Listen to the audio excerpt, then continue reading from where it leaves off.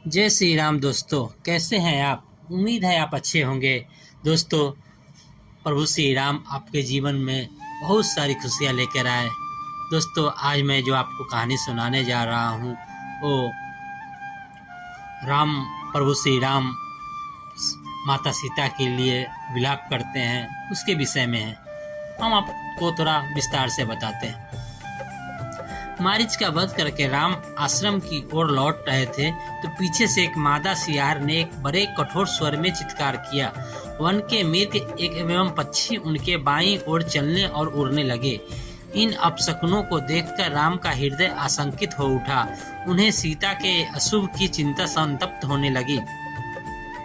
इतने में ही उन्होंने मार्ग में लक्ष्मण को आते देखा। लक्ष्मण को देखकर उन्हें ऐसा प्रतीत हुआ कि किसी राक्षसी षड्यंत्र के फलस्वरूप सीता किसी कठिनाई में फंस गई है। चिंतित होकर उन्होंने लक्ष्मण से पूछा, लक्ष्मण, सीता कहाँ है? मैंने तुम्हें आदेश दिया था कि तुम सीता की रक्षा करना, तो तुम उसे अकेले छोड़कर कैसे आए? वह किसी विपत्ति में तो नहीं फंस गई? वह जीवित होगी कि नहीं? शीघ्र बताओ, उसे क्या हुआ है? यदि वह जीवित नहीं होगी तो मैं भी अपने प्राण त्याग दूंगा। कहीं ऐसा तो नहीं कि उस मायावी राक्षस ने लक्ष्मण हाँ कहकर तुम्हें भी भ्रम में डाल दिया है और तुम सीता को अकेले छोड़कर यहाँ दौड़कर आए हो, अथवा सीता ने ही भ्रमित कर तुम्हें यहाँ आने को विवश किया हो। ऐसा प्रतीत होता है कि राक्षसों ने अपने प्रतिशोध लेने के लिए यह चाल चली है और तुम इसमें फंस गए हो। खर और दूषण की मृत्यु का बदला लेने के लिए उन्होंने सीता का वध कर डाला होगा। राम के इन वचनों से व्यथित लक्ष्मण बोले, भैया, मैं उन्हें स्वयं अपनी इच्छा से छोड़कर नहीं आया हूँ। मैंने उन्हें अनेक प्रकार से समझाया, किंतु वे चेतना मोह में ग्रसित होकर मुझसे कहने लगी कि तुम्हारे मन में पाप पूर्ण भाव भरा हुआ है। तुम अपने भाई के दुश्मन हो और उनके मृत्यु के पश्चात मुझे प्राप्त करना चाहते हो। उनके इस प्रकार से कहने पर मैं रोष से भर उठा और आश्रम से निकल आया। इस प्रकार से उन्होंने ही कठोर वचन कहकर मुझे यहाँ आने के लिए विवश कर दिया। लक्ष्मण के वचनों को सुनकर राम ने कहा, सौम्य, तुम सीता को छोड़कर चले आए, यह तुमने अच्छा नहीं किया। सीता तो क्रोध में विक्षिप्त हो रही थी और क्रोध में भरी हुई नारी के मुख से कठोर वचन निकलना आश्चर्य की बात नहीं है, किंतु तुम तो समझदार हो। मेरे आदेश की अवहेलना कर तुम्हारा इस प्रकार से चले आना अनुचित है। चिंतित राम और लक्ष्मण जब अपने आश्रम पहुंचे तो उन्होंने सीता कहीं दिखाई नहीं दी। उन्होंने समस्त पर्णशालाओं को देख डाला, किंतु वे सभी सूनी मिली। जैसे हेमंत ऋतु के हिम से ध्वस्त होकर कमलिनी श्रीहीन हो जाती है, उसी प्रकार से पर्णशालाएं शोभा शून्य थी। आश्रम के वृक्ष और पत्ते भी वायु में सनसन कर दुख से रो रहे थे। मृगछाला और कुश इधर उधर बिखरे पड़े हुए थे। आसन औंधे पड़े हुए थे। वृक्षों के फूल पत्ते तथा कहीं कहीं टहनियां टूटी या अध टूटी पड़ी थी। आश्रम का अस्त व्यस्त दृश्य देखकर राम विचार करने लगे, सीता का किसी ने हरण कर लिया अथवा किसी दुष्ट राक्षस ने उसे अपना आहार बना लिया। कहीं वह फूल चुनने तो नहीं गई या जल लाने नदी पर तो नहीं चली गई। जब सब ओर खोजने पर भी उन्हें सीता कहीं दिखाई न दी तो शोक के कारण उनकी आंखें लाल हो गई। नदी नालाओं पर्वत कंदराओं में जाकर वे उन्मत्त की भांति आवाज देकर सीते की खोज करने लगे।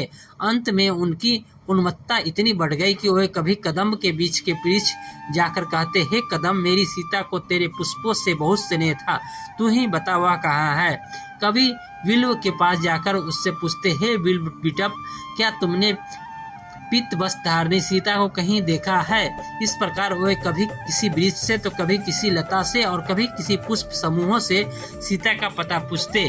कभी अशोक वृक्ष के पास जाकर कहते, अरे अशोक बिटप, तेरा तो नाम ही अशोक है, फिर तू सीता से मेरी भेंट कराकर मेरे शोक का हरण क्यों नहीं करता? फिर तार के बीच से कहते, तू तो सब वृक्षों से ऊंचा है, तू दूर दूर की वस्तुएं देख सकता है, देख कर बता, क्या तुझे सीता कहीं दिखाई दे रही है? चुपचाप खड़ा न रह, यदि तू देखना चाहेगा तो तुझे वह अवश्य दिखाई देगी। इस प्रकार नाना प्रकार से वृक्षों से पूछ कर रामचंद्र विलाप करने लगे, हे प्राण बल्लभ, हे जानकी, तू कहाँ छिप गई? यदि तू वृक्षों की ओट में छिपकर हंसी कर रही है तो मैं तुझसे प्रार्थना करता हूँ कि तू प्रकट हो जा। देख, मैं तेरे बिना कितना व्याकुल हो रहा हूँ। अब बहुत हंसी हो चुकी, मैं हार मानता हूँ, मैं तुझे नहीं ढूंढ पा रहा हूँ, या तू सचमुच मुझसे रूठ गई है? हाँ सीते बोल, जल्दी बोल, तू कहाँ है? इधर देख, मैं तेरे साथ खेलने वाले मृग शावक भी तेरे वियोग में अश्रु बहा रहे हैं। सीते, तेरे बिना मैं जीवित नहीं रह सकता। मैं चाहता हूँ अभी तेरे वियोग में अपने प्राण त्याग दूं, किंतु पिता की आज्ञा से विवश हूँ। मुझे स्वर्ग में पाकर वे धिक्कारेंगे और कहेंगे, तू मेरी आज्ञा का अवहेलना करके 14 वर्ष की वनवास की अवधि पूरी किए बिना ही स्वर्ग में कैसे चला आया? हाँ, मैं कितना भागा हूँ जो तुम्हारे विरह में मर भी नहीं सकता।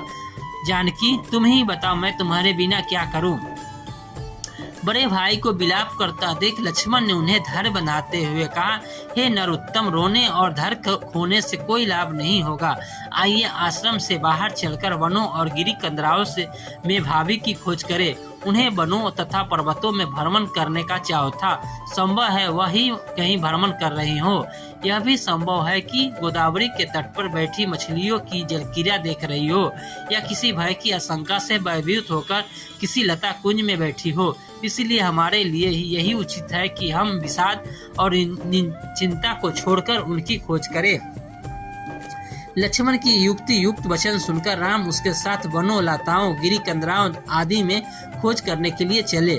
उन दोनों ने समस्त वन, पर्वत, कंदरा आदि में खोज डाला, किंतु सीता उन्हें कहीं नहीं मिली। अंत में राम निराश होकर बोले, सौमित्र, यहाँ तो कोई ऐसा स्थान शेष नहीं बचा जहाँ हमने जानकी की खोज न की हो, परंतु हमें सर्वत्र निराशा ही हाथ लगी। अब ऐसा प्रतीत होता है कि मेरी सीता मुझे कभी नहीं मिलेगी।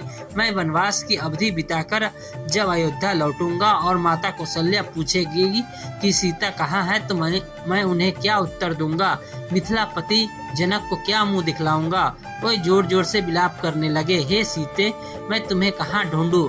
हे वनों के मृगों, क्या तुमने कहीं मृग नयनी सीता को देखा है?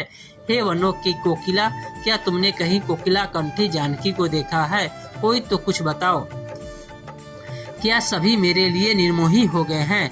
कोई नहीं बदलता, कोई नहीं बताता, कोई भी मुझसे बात नहीं करना चाहता। मैं कायर हूँ जो अपनी भार्या की रक्षा न कर सका।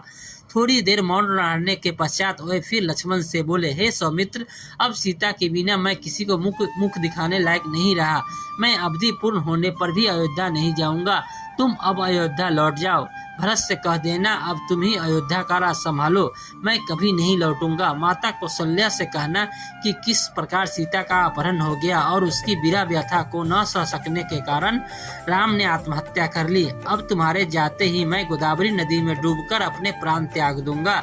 मैं इस संसार में सबसे बड़ा पापी हूँ, इसलिए तो मुझे एक के पश्चात एक अनेक दुख मिलते हैं।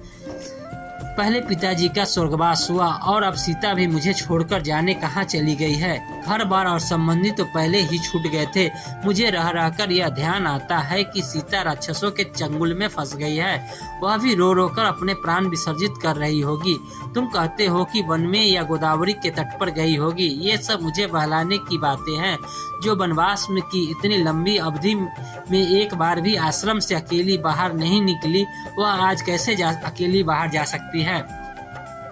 अवश्य राक्षसों ने उसका अपहरण कर लिया है अथवा उसे अपना आहार बना लिया है। इन वृक्षों, पशुओं आदि से इतना समीप होते हुए भी कोई मुझे सीता का पता नहीं बताता। हाँ सीते, हे प्राण वल्लभे, तू ही बता, मैं तुझे कहाँ ढूंढूं, कहाँ जाकर खोजूं? ये थी राम की दर्द भरी कहानी। आपको कैसी लगी कमेंट बॉक्स में जरूर बताइएगा। जय श्री राम, धन्यवाद। कल फिर मिलेंगे राम से जुड़ी एक और कहानी के साथ। जय श्री राम।